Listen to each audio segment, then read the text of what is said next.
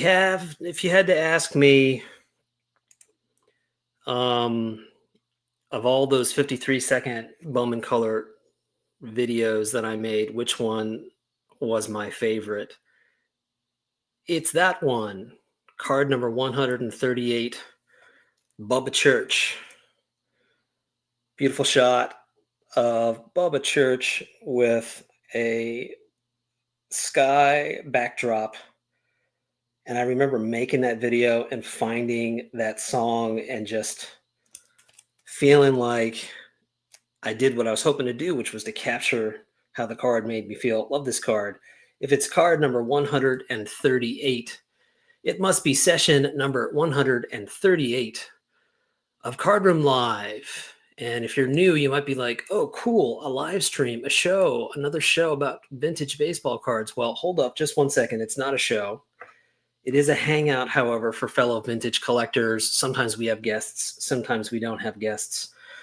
But whether we have guests or not, we always try to make it time well wasted as we look at and talk about old cardboard. And dare I say, we've done a pretty good job of doing just that for 4 years now.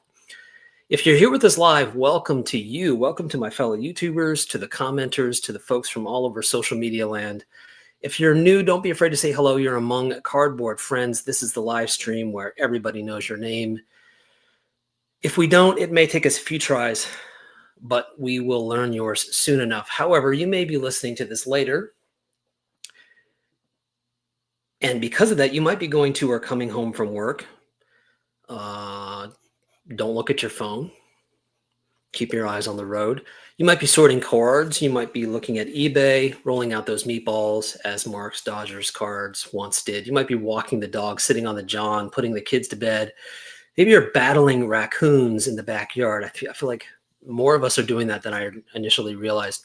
You might be wondering if Eddie Wakis will come up in tonight's conversation. I really doubt it. But you never know. You might be wondering what other kind of Mike foolery we'll get into tonight. I do believe the sports history collector, is with us tonight. Whatever you might be doing, if you're listening to this later, I do hope you get something out of the next hour. If you want to get in touch or have ideas for future sessions, or perhaps you want to nominate another collector, or maybe you want to nominate yourself for a future Card Room Live session, you can always email me at bowman53channel@gmail.com. You can also find me on Instagram, bowman53_Alex. On X, 1953 Bowman Color, and on Blue Sky, Bowman 53. And of course, all of that information can be found in the description below. This session of Card Room Live is brought to you by Blony Gum. Oh, I always enjoy saying this. The biggest piece of bubble gum in the world. For just a penny, Blony blows bigger bubbles. I got through it. Blony Gum, the sweet that lasts longer. So good evening and happy August, happy mid-August to everybody out there. I hope everybody's having a great weekend. I want to share a photograph real quickly and just briefly touch upon my week.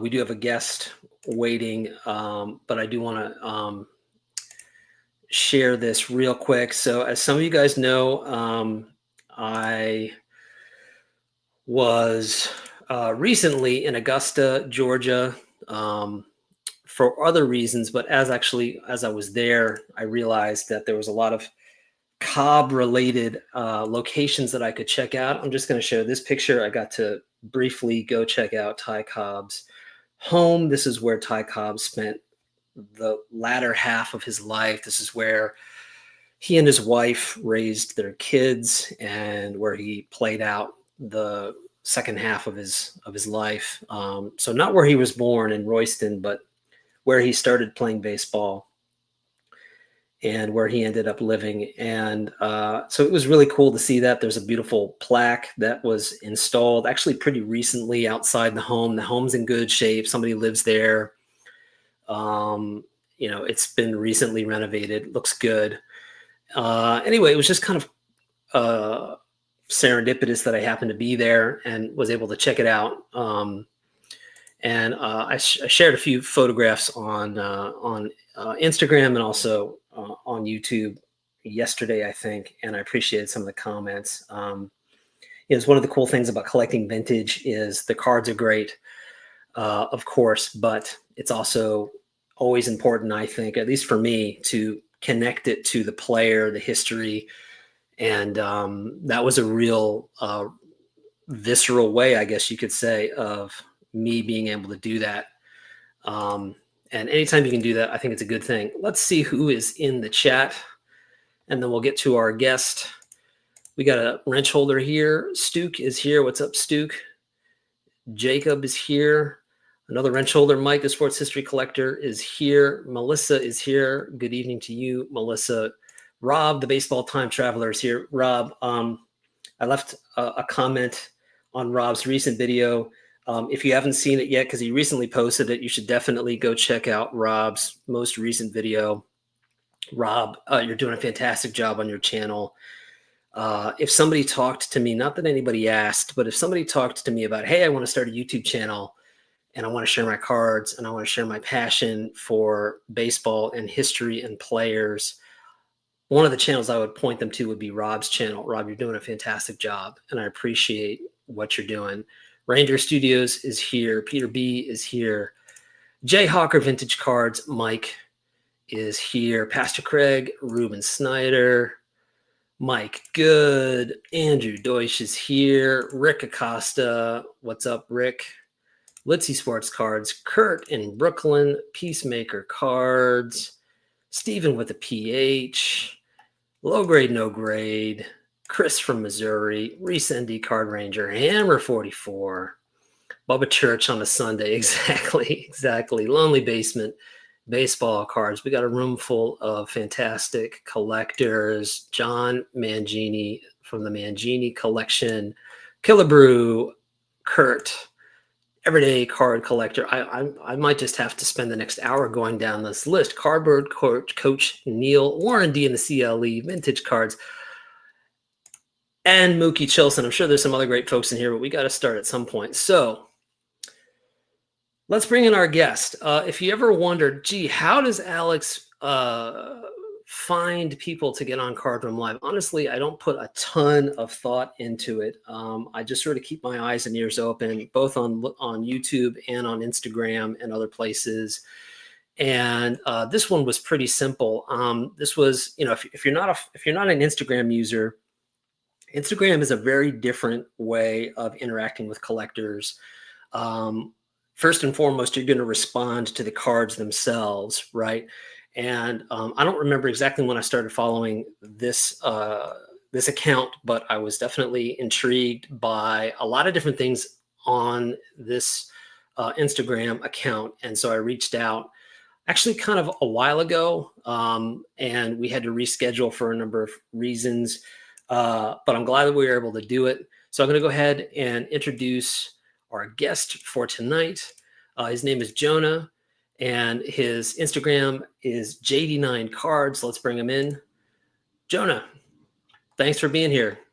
Hey, Alex. Glad to be here. Doing good. All right. Fantastic. Yeah, so I'm glad we were able to do this. Like I said, I can't remember exactly when I found your Instagram, but I definitely was blown away by the stuff you have. And I also love this kind of series that you have going on, which we'll talk about in a little bit in terms of photographs and cards. And we'll definitely look at some cards. But I guess my first question, Jonah, is can you give us a sense of how you got into collecting? Like, how far back did it start for you, and has it changed for you over time? Yeah, I'd say I started collecting probably when most of everyone did, when I was like 4th grade, around 10 years old, in that kind of elementary school age. I remember my mom would buy me like the Top Series 1 set. She would get that for me, and then it kind of became a tradition where she would get that for me as a present every year. Mm-hmm. And I think the first set she bought me was the 2009 Top Series 1. So I would have been 9 or 10 years old at that time. Wow, great. But really, I would say like I enjoyed like sorting through those sets and, do all the things that little kids would do, like sort the players by team, sort the players in like number order and put them in my 9-pocket binder. And then I also started searching cards on eBay. I don't remember exactly how that started to happen, but went on eBay, and I didn't buy the modern cards on eBay. I always was searching like the old vintage players. Like, I'm from Atlanta, so I always grew up. I knew about Hank Aaron. My dad, he would tell me about Willie Mays. That was his favorite player. Hmm. So I kind of gravitated towards that 1950s era of baseball. And so I remember the first kind of like set that I tried to complete on my own was the 1958 All-Star little subset. And Because how old were you when you started that? I think I was 12. Wow. Wow. Okay, great. Awesome. Yeah, I remember buying like the Stan Musial All-Star for like $25. Those, I think that little subset is great because I know they double and triple printed a lot of those cards, and they're really cheap, and you get, all the great players from the 50s, and they're affordable, even on my super small budget as a kid, just getting extra money here and there for birthdays and side chores and little yard work and stuff like that. Right. So, I mean, that's amazing. So you were still pretty young, and you kind of mentioned it. You went on eBay and you started looking at the older cards.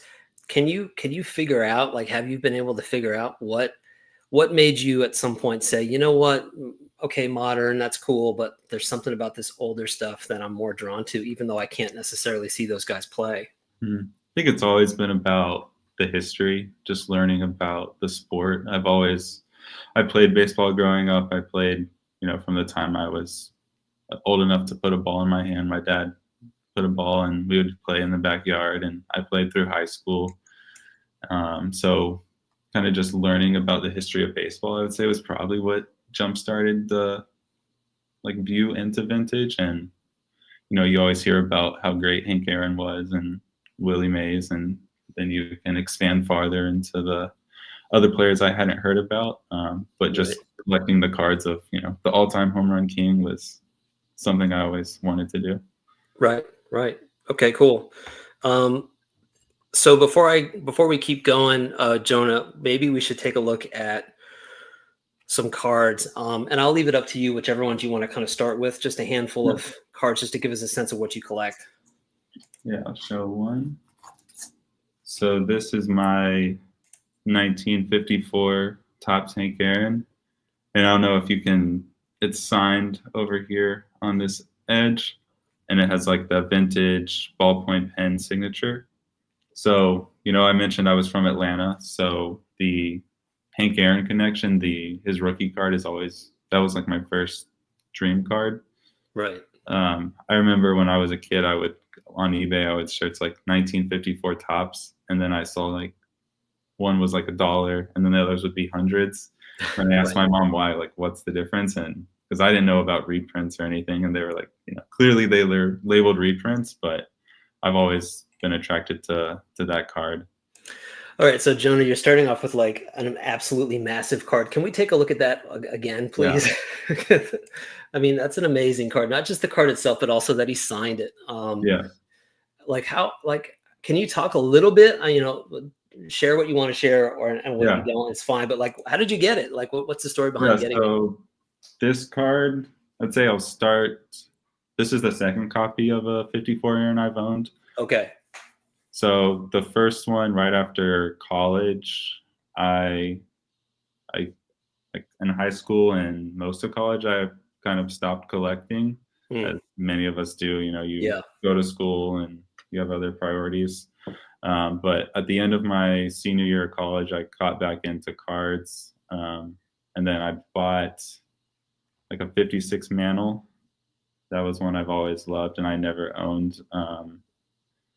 And when I bought that 56 Mantle, and then I was looking at all my other cards that I still had from when I was a kid, and all the values had gone up a ton, is I kind of like put the total, worth of my collection together, and then I looked at the price of a 54 Aaron that I wanted, and I was like, did like kind of a trade where I really sold off like my whole entire collection, and I got one card, and it was the 1954 Aaron, and that was the unsigned, and it was a PSA 6, so it's still a pretty big card. Yeah. And I had always dreamed of wanting that card. And then, that was kind of right when the first year that I came back, and then as I kind of learned more about the space, I love the 54 Aaron, and I think to me, it's the best Topps rookie card ever made. Yeah, I think I'm with you there. Yeah. And then I kind of wanted that even deeper connection to Hank Aaron, and I had seen a lot of the signed vintage cards that people were collecting that I had never seen before when I was, started collecting back when I was a kid, and that really appealed to me to have that on-card autograph. And kind of, speaking back to like kids my age, the Bowman First, where they sign all of their rookie cards, I think that plays nicely with the modern era as well. Right. So I saw that card. It was on REA actually, and I just was in a bidding war at the end, and I just paid the most money to get it, and that was about a year and a half ago. But I was able to sell that PSA 6 Aaron, and essentially it was I think maybe an extra $1,000 to get the signed one, but it was almost a trade, and that was a trade that I was definitely willing to do. Right. Really cool. And that gives us some insight into how you see collecting. But I mean, it totally makes sense, right? When you discover what you want and you realize you might have to downsize or take your collection and use that towards getting something that you really want. Yeah. I'm pretty big into consolidating into a few cards that are more important to me. I know a lot of people, collect in different ways, but I like having a smaller collection that's, it's always higher dollar items, but I just like focusing on those pieces that I couldn't obtain otherwise if I didn't sell off, the majority. Right. So this may be related. Mike Good has a question. He says, Jonah, I think I may know, but I'm not sure who the black and white photograph is over your shoulder. Yeah, that's Mantle. It's Mantle, right? Mm-hmm. Yeah, I got that from the Hall of Fame when I played in the Cooperstown baseball tournament over there. Oh, wow. Mm-hmm. Awesome. Okay, another card. Yep. Let's see. I'll do the one that's the photo or the painting by Sam over here. So this is the 1958 Minko Doyusha, and this is Jackie Robinson's like rarest card. I would say there's only 11 copies known to exist, and this is from 1958, so it's after he retired. But the Japanese made this card because the Dodgers came over in 1956 for the tour of Japan after the World Series. So this card is an error card, actually. If you know Japanese, on the side over here, the kanji says Chico Barbone. So this was actually supposed to not be Jackie Robinson. It was supposed to be Chico Barbone, and he was the only other Black Latino player in Japan at the time, and they just happened to put Jackie Robinson on the card for some reason. So we don't know if it's like an homage or just a error. So, but it's a super cool card, and I love the colors on it. Yeah, it's beautiful. And another incredible card. You got a lot of people saying that some people in here have not seen it before, which is kind of cool. Yeah, I never even knew about the card until, I don't know if you follow Victory Investments on Instagram, but he has a YouTube video on that card specifically. So that one really educated me to the card, and it made me want it more. I'd say I was influenced by his video. Oh, very cool. Very cool. Mm-hmm.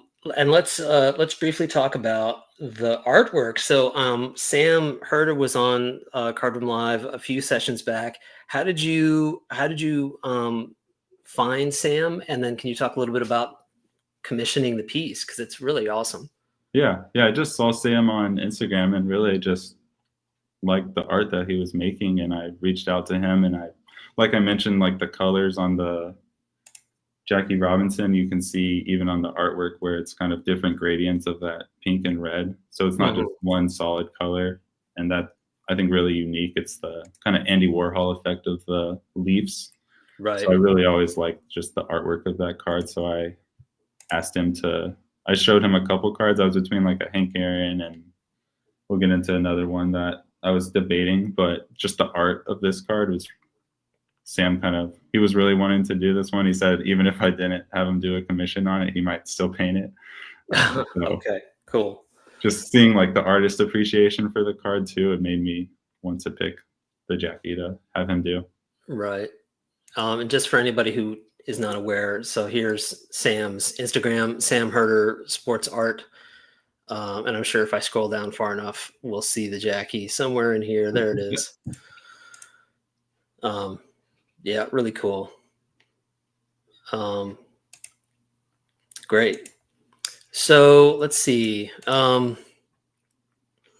So I guess one of the questions I had for you, since we looked at a couple of your cards, how do you go about, I mean, I guess I kind of know a little bit about this now just from your stories, but like, how do you go about selecting cards to go after, especially because it sounds to me like you're really trying to be particular. Your collection is not necessarily big in terms of volume, but like you've got big cards in other ways. How do you go about figuring those out? And do you have a cards that you're looking for right now?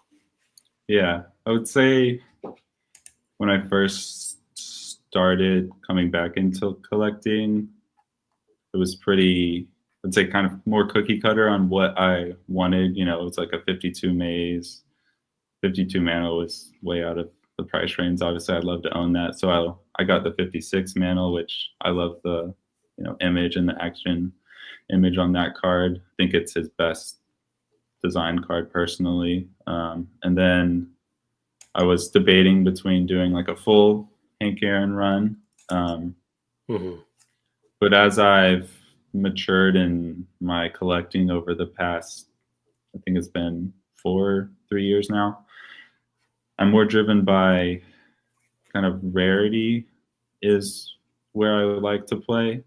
So things that I don't see every day. And then even on the, your standard tops cards, I would go to, instead of condition rarity, I'm more like the centering rarity. Yeah. So I like to find the cards that's like actually 50 centered, and I'm super picky about that more than I'd say 99% of people are.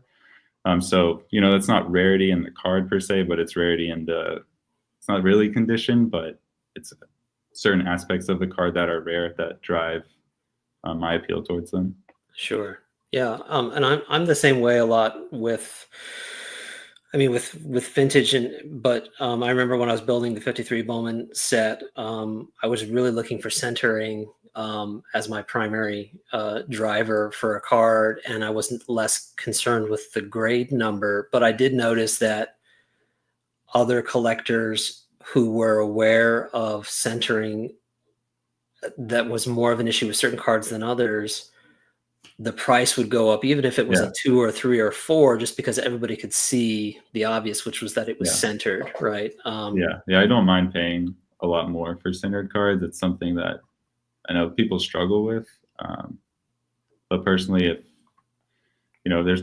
it's like people always say centering is their top, but I wouldn't say centering is my number one. The first is, registration. If the card isn't like just look how it should, then I don't want it. I would say centering is the easiest for people to talk about, because when they say they like centered cards, they kind of already assume a lot of other things about the card, like it's not heavily creased, it's not super off register. But yeah, those centering is definitely the hardest one to have high on that kind of condition list. Maybe we should look at some more cards. Any cards that you want to share, and if you have any, whether it's like stories about like why you like the card or the player, or maybe stories about how you acquired the card. Yeah. So this is a 52 Topps Jackie Robinson. So this is one that is known to be off-centered on a lot of copies, and I got this from a collector who values centering more than anyone I know. So it was super hard to pry away from his hands, but he had duplicates and he was willing to let this one go at a strong price. But this one is like the best centered 52 Jackie Robinson I've ever seen in mid grade. And so it's one I always admired on his page. And I was able to, after a few years, was able to finally get it from him.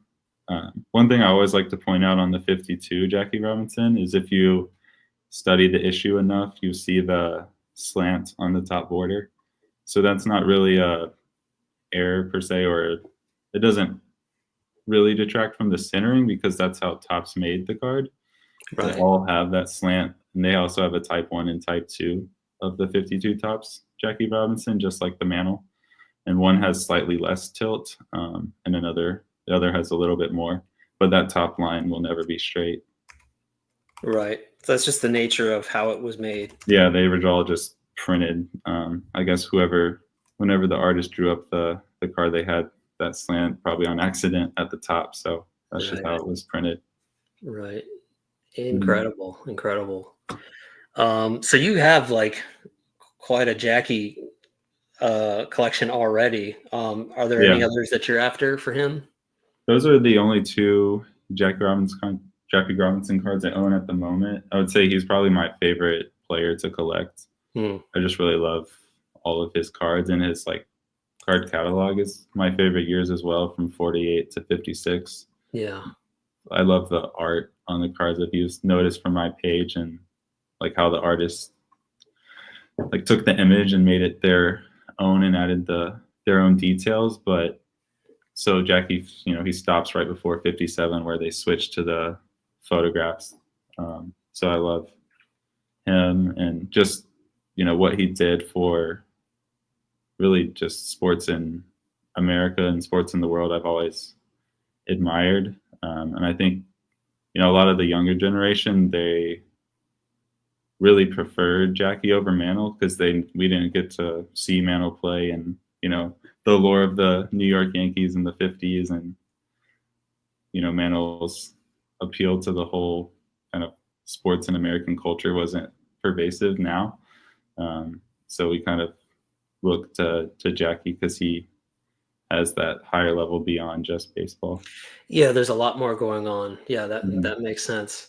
But you kind of mentioned it. Let's talk about your Instagram, because I'm going to pull it up here, but you've got, obviously you share your cards on here, but you also have this other project going on, which I love, which is you've been posting cards and the corresponding original photograph that the artist or the company used to make that card. Can you talk about like, where did this idea come from, and like, how are you finding these photographs, and like what motivated you to do this? Because this is a really fun project.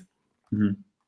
Yeah, so I would say really I was just fascinated with seeing the original images, and they have a lot more detail than, just the headshot that Topps will use, or they'll change a few things. They'll have like, Photoshop when the players switched teams mid-season or later in the season when they pulled, their Topps is famous for being pretty lazy and only choosing, a handful of images. So they try to make them work across many years. So I like to see those differences. Right. I think really just the photos connects me to the cards a little more. It gives me more knowledge into how the cards were made and makes me appreciate the card even more. If you want to stop at that 56 Aaron up there, that was probably one of my favorites that I've photo matched. Oh, this one? Yep. Yeah. Oh, yeah. Yeah, so this one, obviously, a lot of people know that's Willie Mays sliding into the home plate. Right. So I had searched the internet a lot to try to figure out, where Topps actually got this image of, and eventually I think I found it on like a Reddit page where someone had posted the original image. So you can see that it is Willie Mays, and I think I described the game there too. Yeah, it was from 1952 when the Giants played the Cardinals. So they have Mays sliding into home plate. And then I think if you click the next Oh few yeah. slides, it zooms in on just the Right. yeah. So like you can see, it's like perfect, and they just took out the Giants across the jersey. So like those details, I love seeing. And then they changed the New York Giants logo to the Milwaukee Braves on his hat. Hmm. And then it's just a matter of the colors, and you're good. Hmm. Yeah. Any others on here that you can just off the top of your head that you can think of? Yeah, the 56 Mantle is always a super fun one as well. Right.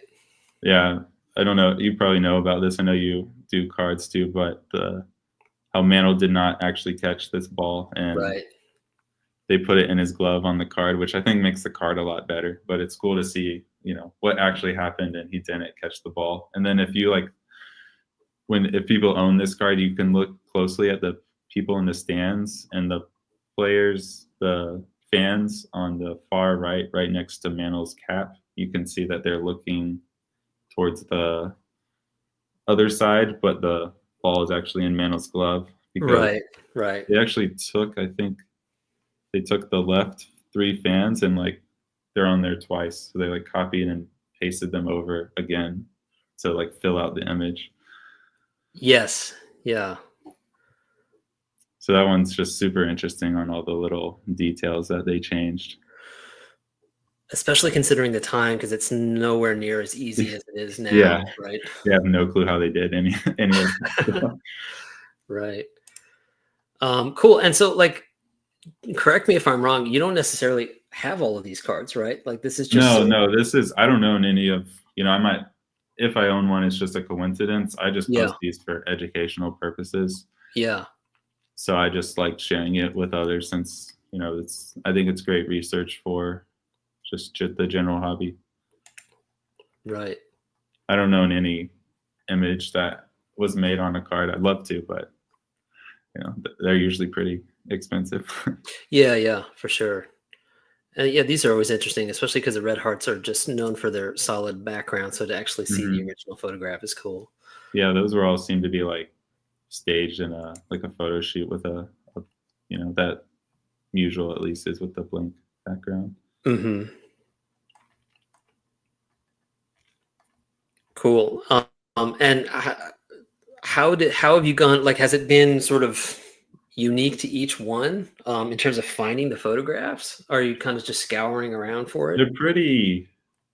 What I did was I went on like auction archives and I just Sure. searched like original image used for card or something along those terms and just took a bunch of screenshots and that 54 Aaron, that one was really fun to find. The action image to the left where he's playing Oh yeah. second base.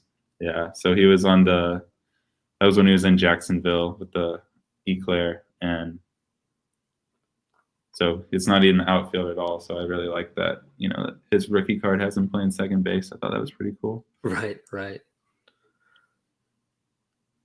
Yeah, Which it's really just the auction archives, and I spent a ton of hours just like getting all the links, texting them to myself, and then going back and cropping the images, and then you got to pull all the card images as well and put them together. So it was kind of a labor of love, but I have like an album on my phone that's like 300 images or so deep that I just pull from now to post. Oh, awesome. Okay, great. So this is ongoing. I mean, you started this how long ago? I think I started it 20 like the fall of 23. I posted the Wagner was like my first one because I was trying to do it in chronological order. Thought that was more fun. Right. Very cool. Yeah, that's great. So let's get back to. And then you found the 53 color PVVs, right? Yeah, I saw that. Actually, I was going to mention that. I saw that you had posted that, which is great because when was that? Maybe a couple of years ago that I found that, made a video, put it on Instagram, and I actually did an article for Saber on it. And it's crazy how quickly that got out and people caught on to it. So I didn't know you and you didn't know me at the time because you posted it too, right? Yeah, I posted that one. obviously I had no clue that, how did you find it? YouTube, honestly. YouTube? I kept, because a lot of folks on here know, because they had to watch me build the set. I literally Mhm. built the 53 Bowman Color set on YouTube over a period Right. of a couple years. Um, and I think it was actually in a Card Room Live session. There was a collector who I don't think is making videos anymore, mentioned, "Oh yeah, I've seen that image on a magazine before," Mhm. and so I just started asking him, and one thing led to another. Found a bunch of them on eBay. Bought, and there's like Mhm. several iterations of it. I bought one magazine that was still intact and found the name inside. So it's the kind of thing where it's like, it doesn't, like, nobody necessarily thought it was that big of a deal, but to me it was, because I was like, why, like, who Yeah. took this photograph? Yeah. And to actually see it on a larger scale, Mhm. and Was it a spring training that they took it? yeah, and so I actually, it's you can't see it probably in the dark, but it's back here framed, Mhm. and like, just like your Instagram page, like being able to sort of trace the roots of a card, I think, it like adds to the satisfaction of the card itself, right? Yeah, it does. Yeah, I have the magazine that the Minko image is from. It has a Right.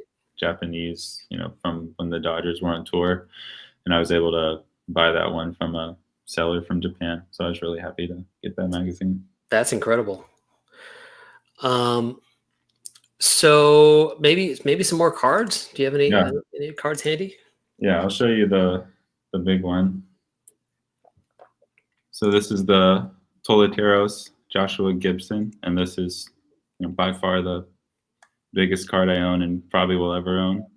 Right. And you know, this I've owned 3 copies in this year, but this is the highest graded one. This is a PSA 4, and I graded this one at the National this year. So I bought it raw from Puerto Rico, and we can kind of go more into that story as well. Yeah, please do. I mean, Mhm. everybody knew that card was coming up because we just looked at your Instagram, Yeah, but yeah. yeah, So the Toleteros really, I was connected to a guy on Instagram who posted that he owned one about like early 2024, so over a year ago. And I never dreamed of, buying from him, or, I even knew if it was for sale. But I just, wanted to talk to him more about the other Toleteros cards, because those are all, really rare, and they have a lot of the Negro Leaguers that, their only card is in that set. So that was of my interest anyways. And I, wanted to just pick up more of the common or even lesser known Negro League players. And even I had dreamed of trying to put together a complete set from that 1950 to 51, which I actually do have the complete set now. Um, and I acquired the whole set on my latest trip to Puerto Rico, which was in June. mm, So before I get ahead of myself there, we just kind of kept talking for about a year, and then I bought like 20 Toleteros cards on eBay from a seller in Puerto Rico. Nothing, just commons, $20 a piece, and I just enjoyed looking at them, and they kind of made me more curious, wanting to at least entertain the idea a little more. mhm. So I reached back out to him, and he gave me like a trade offer idea, which was the PSA 8 3D Clemente, which is a huge card. Plus, he wanted some cash on top of it, but I don't own that 3D Clemente, and I frantically searched to see if one was like for sale anywhere, and one was like coming up on Heritage and was going to end in 30 days. But trying to buy like a $50,000 card and then hoping a trade deal goes through in Puerto Rico, it just seemed like way too far fetched. I want to commit, that kind of capital into something that I didn't really want to actually own. Like I would love to own a 3D Clemente, don't get me wrong, but it wasn't one I was targeting at the moment. Sure. So eventually we agreed to all cash price. And it was something that, you know, again, I kind of did the consolidation math in my head of, you know, I could sell this, and this, and, you know, I was going to get down to just my Minko and my Hank Aaron and have no other cards at all. Mm. Which is something I was completely fine with doing, definitely for a card like that. And so we agreed, and then, you know, then the question was, how are we going to do the deal? Right. You know, we didn't know each other, and he didn't want to ship the card, understandably, and, you know, I was nervous about going down to Puerto Rico with a backpack full of money, per se, and just hoping for the best, and, you know, not getting killed or robbed in the process. Right. Yeah. It sounds like it could have been a documentary. Honestly. Yeah. And so I had talked to the seller on the phone, actually, and he, you know, just from talking to him, and I was communicating with his nephew actually on Instagram, and he wasn't the actual owner, but the actual owner is about, I think he was born in 48, so he's like in his 70s. But he was a super nice guy, and, you know, just, you can kind of tell over the phone about how people are, and he gave me other information, like he's a member of the Baseball Hall of Fame and he had done work for them. So I had a lot of, you know, kind of knowledge on who he was as a person, and that made me feel comfortable to go down. And I also called up my dad and had him kind of like be my bodyguard down there, just, you know, for that little extra comfort. Yeah. Not that either of us really could have done anything if, you know, someone pulled a gun out, but it makes me feel a little bit better too. And my, you know, mom, for sure. But yeah, so I flew down and we did the deal. Everything was, you know, completely fine. He picked us up from the airport and took us back to his house. And, you know, we didn't even go straight into the deal. I think he was also kind of feeling me out a little bit. You know, he wanted to make sure I wasn't just, you know, gonna sell the card then tomorrow. And he showed me like his whole collection, which was, you know, mind-blowing stuff that I, you know, never thought I would ever see. Like he has, I don't know how familiar you are with the Toleteros sets, but there's 3 different years of Toleteros, and it starts in 48, 49, then there's 49, 50, and 50, 51. So it's just those 3 sets, all consecutive. And he, you know, he brought out like his binder, you know, he just had them in a 9-pocket, you know, just like you do when you're collecting kids. And he had been collecting the cards since the 80s. Mm-hmm. So he brought out, you know, complete sets from every single year and went through them all with me. And he would bring out, there's a Puerto Rican sticker set in 1972, which he had as well. And, you know, he was kind of just going through like the history of Puerto Rican baseball with me and my dad, which I knew a lot going in. Before I like went down there, I had like done a ton of research on the Toleteros Gibson card. I have like a 60-page research paper where I have like cataloged every single image that I could find from like auction archives. And I think there's about 30 copies that exist, and I have cataloged like 22 of them or somewhere in that range. So really he just was trying to educate me a little more and make me understand the importance and history of, you know, baseball in Puerto Rico, which I really appreciated, and it helped build our, you know, connection even more. It was just, you know, we weren't becoming just, it wasn't just a transaction. It's really like right, a deal among friends at that point. Yeah, I was gonna say he was trying to make a friend. Yeah, and we're super close. You know, I've been down there 2 other times since, and I saw him again at the National. And that's amazing.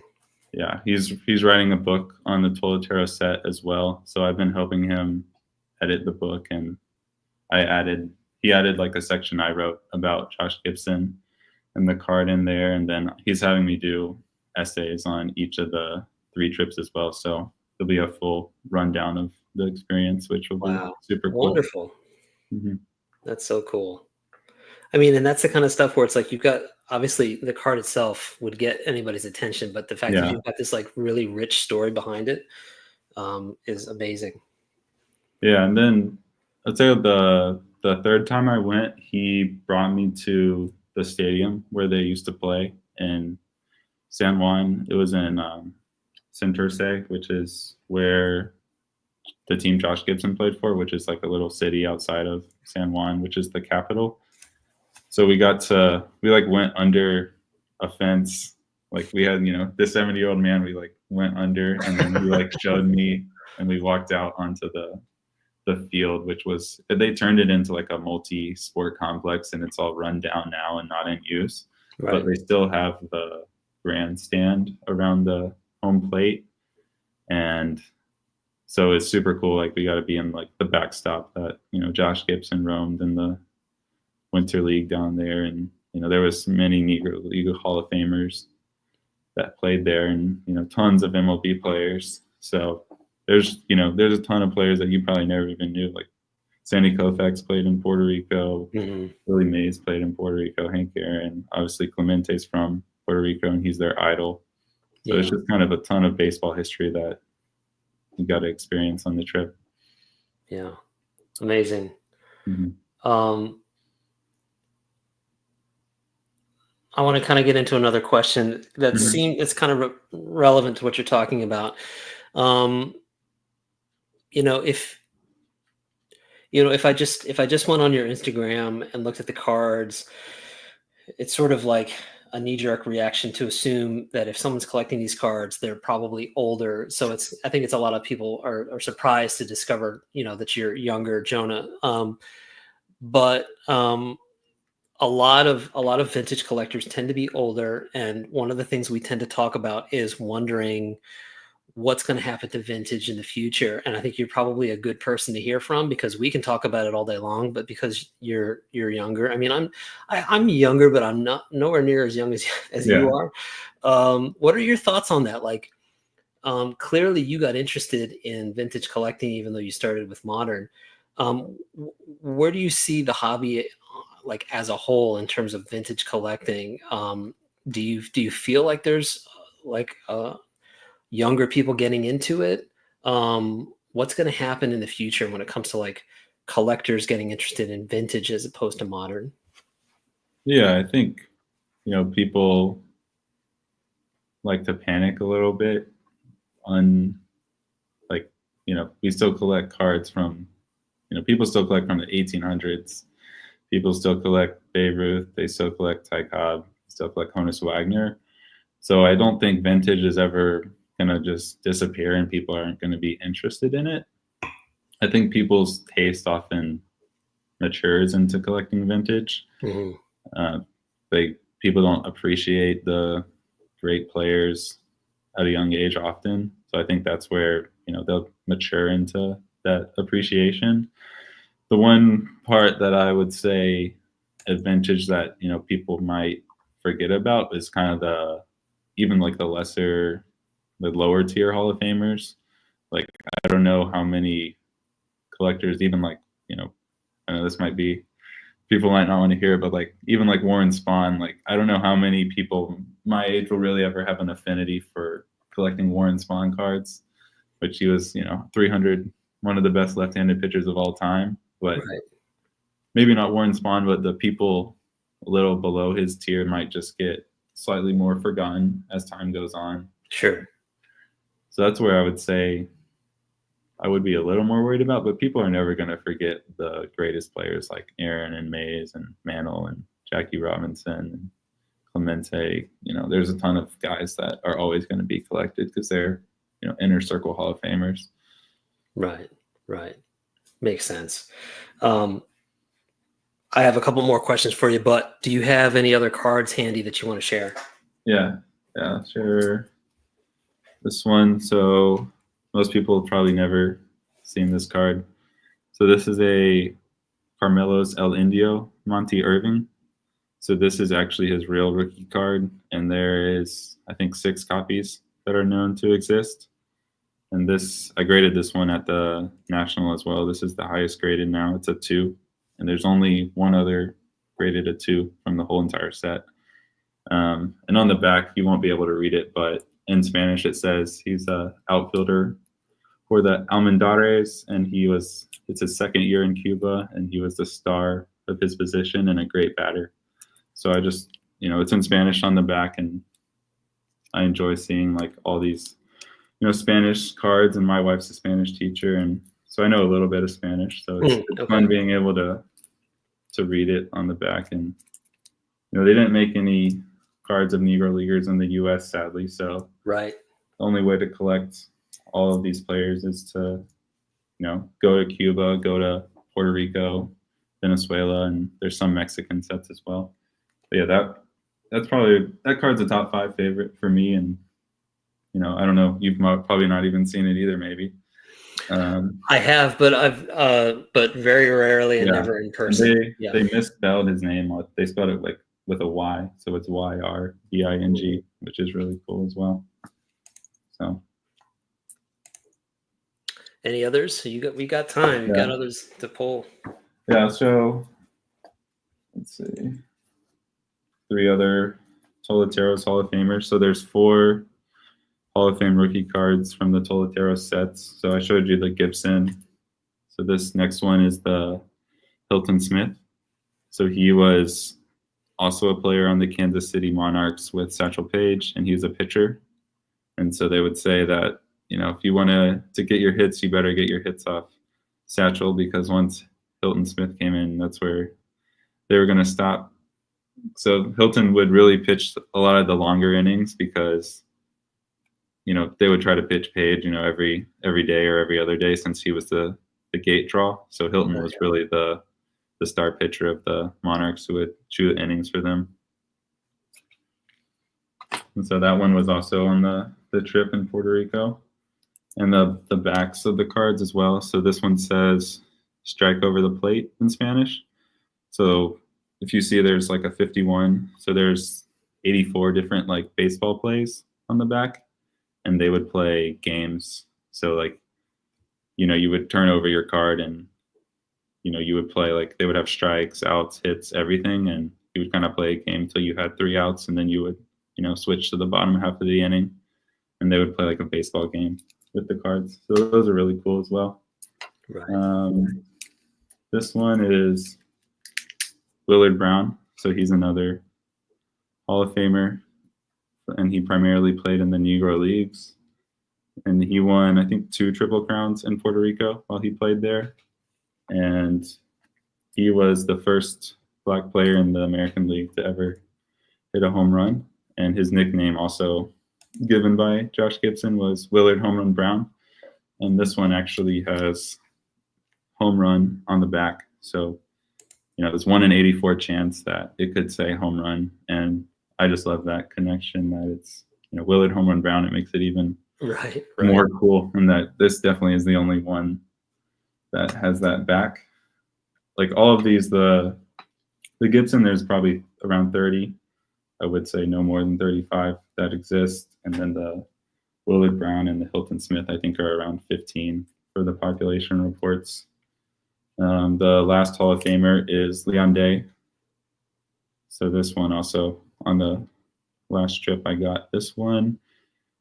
And Leon Day, he played for the Newark Eagles, and he's more famous. He was a pitcher, and he also played in the field. So he was kind of a dual-sided player. So that makes him really special. And then this one says ball on the back. So it kind of a little connection to being a pitcher there. But that Willard Brown is easily the coolest back.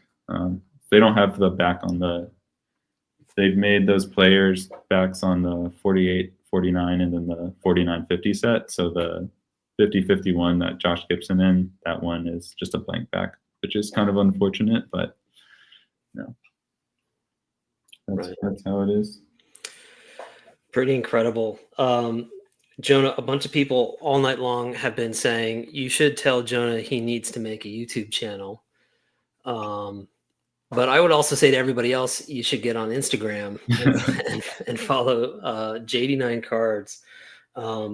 Jonah, thank you so much for jumping on here and showing all this incredible stuff. Yeah, thank you. Thanks for having me. I really enjoyed it. Absolutely. All right, guys, that's it for tonight. We will see you next Sunday. If you enjoyed this live stream, give it a thumbs up and stay tuned for Four Collectors at 9. And we will see you on Sunday. Take care, everybody. Have a good night.